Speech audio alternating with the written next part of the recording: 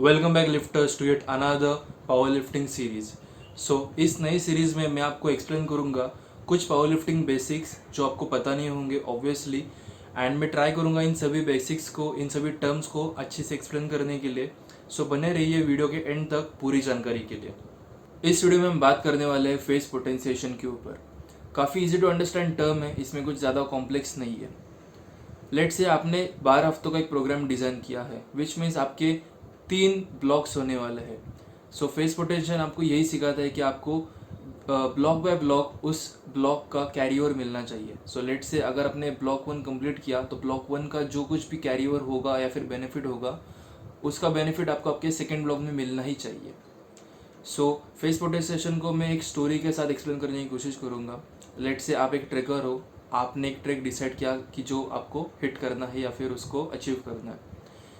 Track को चालू करने से पहले आप बहुत सारी चीज़ें पैक करोगे आपके बैग में, खाने पीने की चीज़ें, रहने की, कपड़े पहनने की, वो सभी चीज़ें। उसके बाद वो सभी चीज़ें पैक करके आप आपके बेस कैंप के ऊपर जाओगे।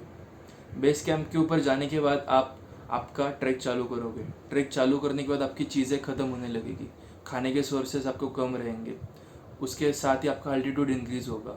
जैसे आप आपके ट्रैक को कंटिन्यू करोगे, बोलते हैं ना कि फेज आएगा जिधर आप थोड़ा स्पीड अप लोगे, आपका स्पीड थोड़ा इंक्रीज़ होगा, आप आगे बढ़ते रहोगे। उसके बाद आप आपके पीक पे जाओगे। ठीक है, तो पीक के ऊपर जाने के बाद आप बोलते हो ना कि आप सबसे वीकेस्ट होते हो, आपको जस्ट वो जो टारगेट है वो अचीव करना रहता है। तो पीक पे आप ज़्यादा देर तक रह नहीं सकते। ठीक है, आई गेस कि ये स्टोरी आपको थोड़ा बहुत हिंट दे रही होगी कि मैं क्या बोलने की कोशिश कर रहा हूँ। इंडिया में बहुत बार यही होता है कि लोग हमेशा उनके पीक को मेंटेन करने की कोशिश करते हैं by doing 1 rape max all the time. ये चीज़ पूरी तरीके से गलत है। अगर आप कंटिन्यूसली पीक करते रहोगे तो आप आपके बॉडी को बहुत हार्म कर रहे हो rather than doing something good to it.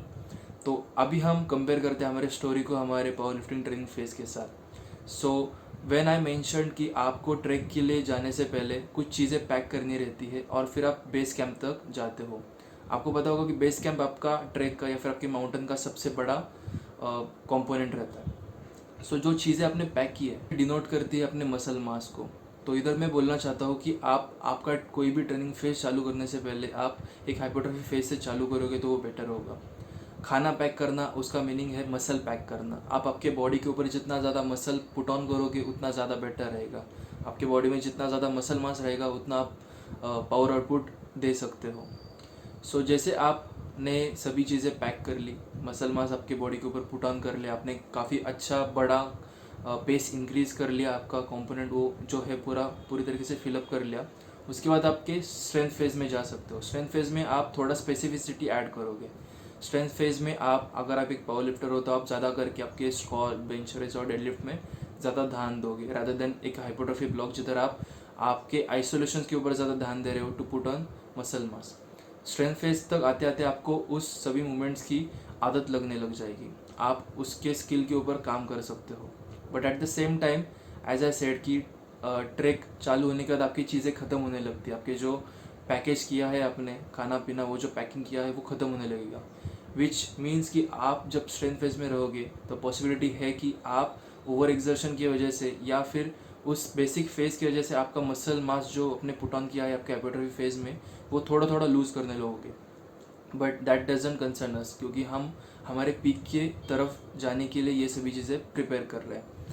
जब आप एक स्ट्रेंथ फेज में रहोगे तो पॉसिबिलिटी है कि आपका मसल मास थोड़ा डिक्रीज होगा, but at the same time आपकी स्पेसिफिसिटी इंक्रीज होगी और आपका स्किल डेवलपमेंट जो होगा वो और बेटर रहेगा। उसके बाद आप आपके पीक के ऊपर जाओगे।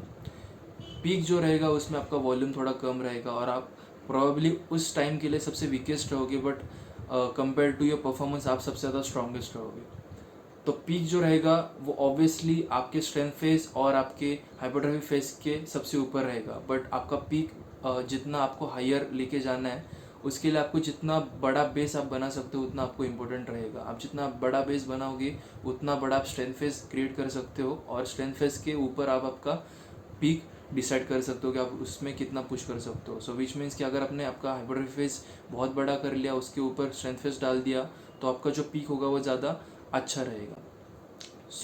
कहने की बात यही है कि अगर आपको आपका पीक या फिर इन जनरल आपका 1 रेप मैक्स इंक्रीज़ करना है तो आपको इन फेजेस से गुजरना काफ़ी ज़रूरी है। एक सिस्टमेटिक प्लानिंग करना काफ़ी ज़रूरी है, प्रोग्रामिंग के ऊपर ध्यान देना काफ़ी ज़रूरी है। Always try to start with higher repetition range, then move to low repetition range, then move to more low repetition range while dropping the volume and increasing the specificity and while increasing your skill work.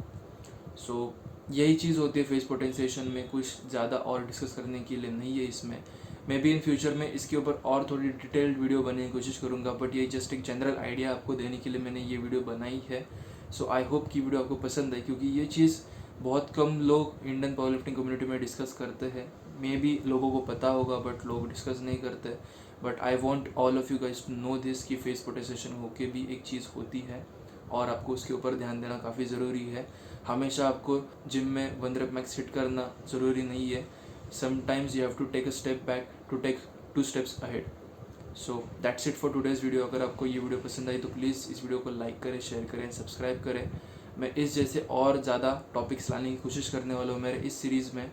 सो सदा stronger हो।